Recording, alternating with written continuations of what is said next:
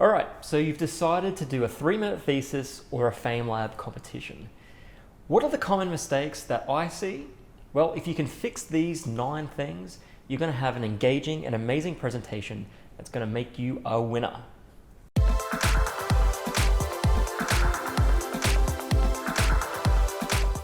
So a 3-minute thesis or a Famelab competition, for those of you who aren't aware, is where you have 3 minutes to talk about your PhD.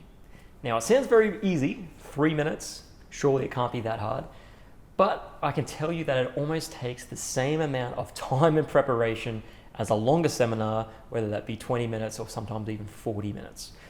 So there's a very fine art skill to doing a good 3MT, and today I thought I would talk about 9 potential things or common mistakes that I see people commonly doing and how to avoid them so that you can have good presentation. So the first common mistake is lack of preparation.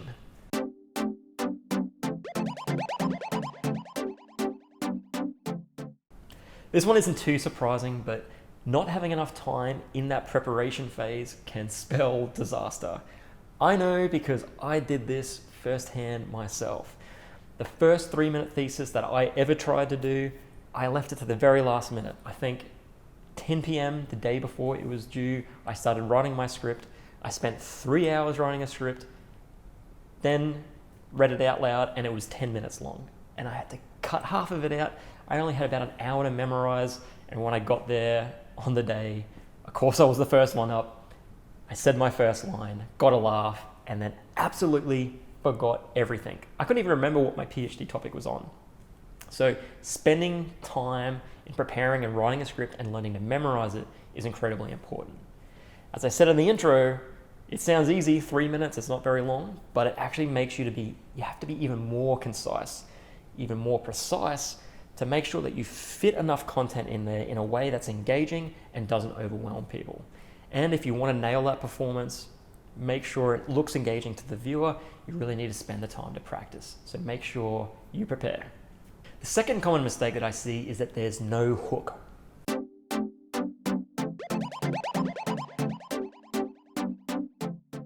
So a hook is sort of the introduction or the intro to the story to really capture the audience's attention, to make them pay attention to you.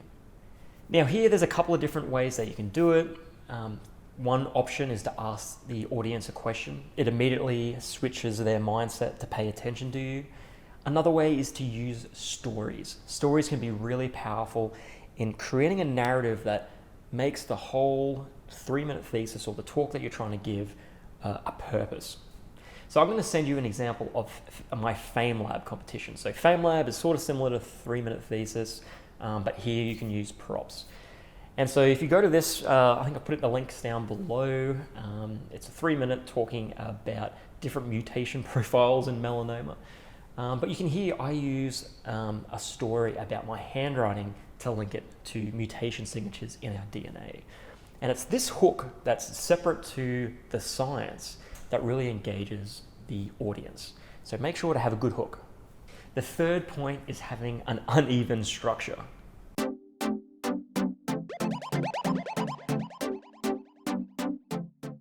So when you're looking at what's in a 3-minute thesis, you want to try and cover as much as possible in that short time frame. But what I commonly see is that people will be too heavy on the introduction, or too heavy on the methods, or too heavy on the impact and the results section. You really want to even it out so that you hit each of those with an equal amount of time. And a good way to think about this is in thirds. So you spend the first half of introducing the premise, a little bit of an introduction as to why you did it, the middle bit being about what you actually did and how you did it, and then the last bit talking about the results and the impact. So make sure when you're structuring it that you have good, even amount so that you can cover the entire topic.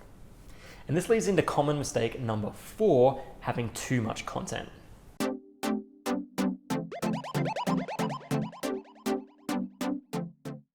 So it's very easy when you're thinking about your PhD that you have to fit the entire thing in there, but you don't. You're better off if you focus on one story within your PhD, maybe one finding, one thing that you think will be really interesting and engage with a general lay audience.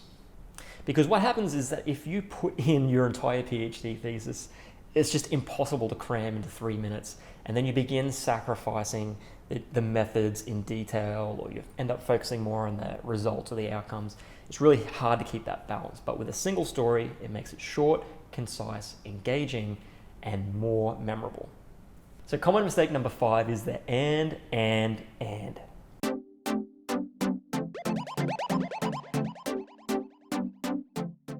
So similar to someone's like scientific writing sometimes, or someone's presentation, it can come across as and. Now what does that mean? Well, it means that you present a scientific fact after a scientific fact after a scientific fact after a scientific fact, and it come across as and. And it makes it really hard for the audience to engage and get enthusiastic about it.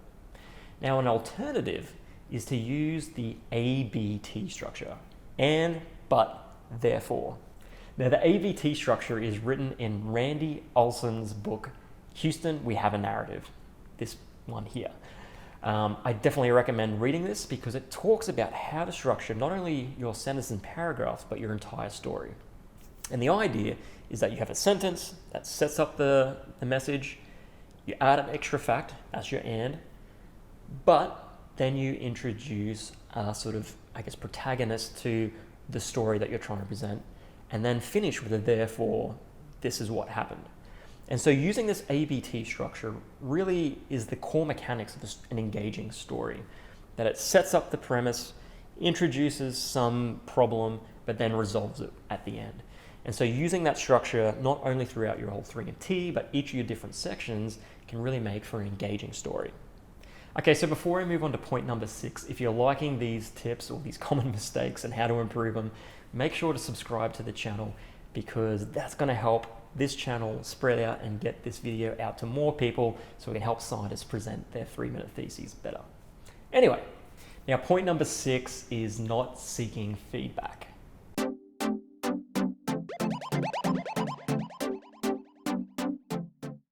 Now, in this common mistake, I can see that you spent all this time writing this, amazing 3-minute talk, and then you go to present it, and it's full of jargon and acronyms and high-level content that's not really engaged to a public audience. And this is the key thing with a 3MT or a Famelab presentation, is that you want to make it to a general audience. And so the best way to do that is to seek feedback not only from other scientists, but the general community.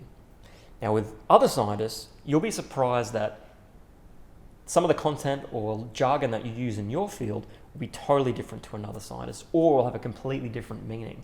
So bouncing your talk against some other scientists can be one way to sort of first start to ease out and make it a little bit more understandable. The other point is to talk to the general community, because these are the people that are going to be enjoying your content and or judging your presentation. So try and find a family member, someone who's not in science, run them past your talk and see which areas don't make sense. Now, common mistake number 7 is to use too many analogies.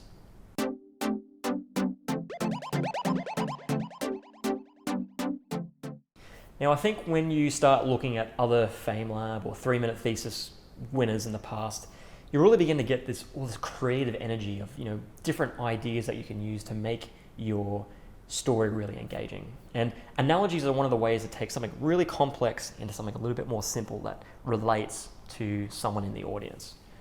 But the problem here is that sometimes you can get too many analogies into the one story, and then they end up actually making the story a little bit even more confusing. So if you're going to use analogy, just pick one main interesting thread, and try not to add too many ideas in there that will compete against each other.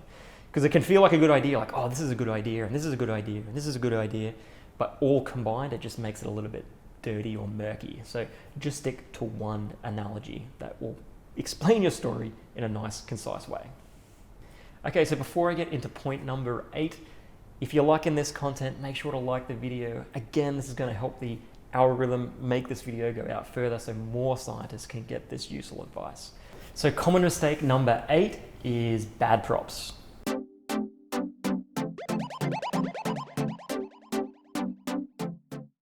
So some competitions you are allowed to use props. That would be Famelab, but I think 3-minute thesis you can't.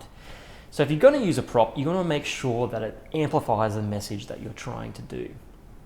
Now, one of the first mistakes with a prop is the scale or the size.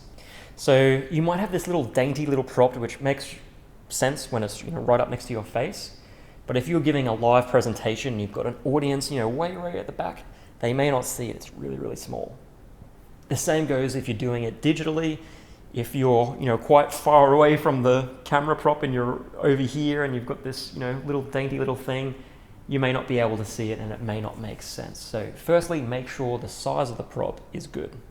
So the second common mistake that I see with props is that it doesn't really add to the presentation. So sometimes I've seen people give props that are literally the thing that they're talking about. So I don't know, maybe for example, you're giving a presentation about pipettes and they've just got a pipette in their hand. I find that it doesn't really add to it because you're talking about it. It's pretty fairly obvious that's what it is. So I like to see props that really boost the narrative by linking it to an analogy, for example. So to give you better context, again, with my Famelab presentation that I gave at the national finals, I didn't even use props. I actually just used hand positions, and I was using these different postures to sort of represent different cancer subtypes and why they look different at a genetic level. So here was something that was a little bit more engaging, had more involvement, but it wasn't just a plain thing that was describing what I was talking about. And this adds a little bit more intrigue, a little bit more creativity, and it comes across a lot more engaging, or potentially out of the blue, and surprises people, and it makes it more memorable. So think about what the props are, and is it really actually making the talk better, or is it just there just for the sake of it and just explaining exactly what you're saying? Lastly, the final common mistake that I frequently see is finishing weak.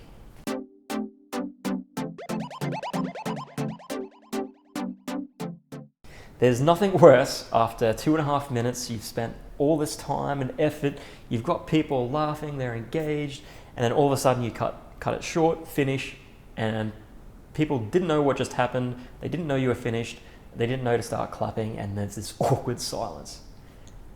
The other way is that you realize that you're coming up to your 3-minute mark and you're nowhere near finished, and you then start speeding up really quick and trying to finish all your talks, so you can get it in 3 minutes so you don't get cancelled, and then you finish, and then the audience is overwhelmed, and again, they clap, but just very hesitantly.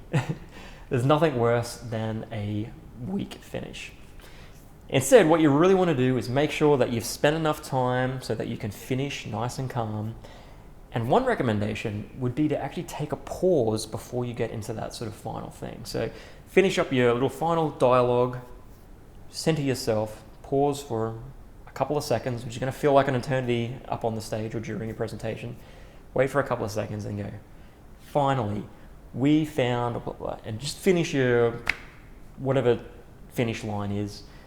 That can be a really strong way to get people's attention, get them to know that you're wrapping up so that they're expecting the finish and they know when to clap.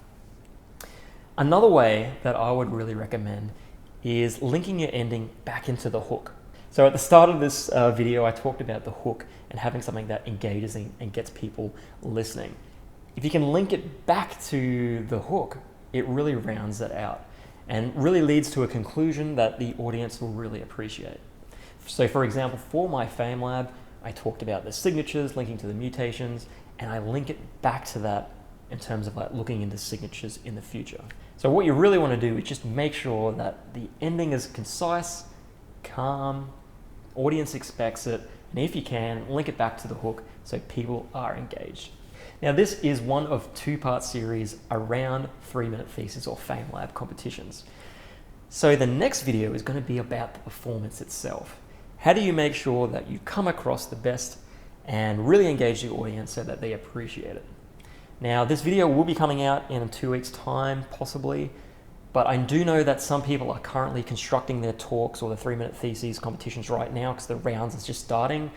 So if you do need that information right now, send me a direct message either on LinkedIn or Facebook, Instagram, Twitter, YouTube. Either of those platforms, I can send you an unpublished link that will give you that content right away. Lastly, as always, if you did like this, make sure to like and subscribe to the channel. Doing so helps amplify the message of this YouTube channel and this video series, and this will help more scientists become better science and achieve their career goals, whether that's inside or outside of academia. With that, nothing ventured, nothing gained, and I'll see you for the next video.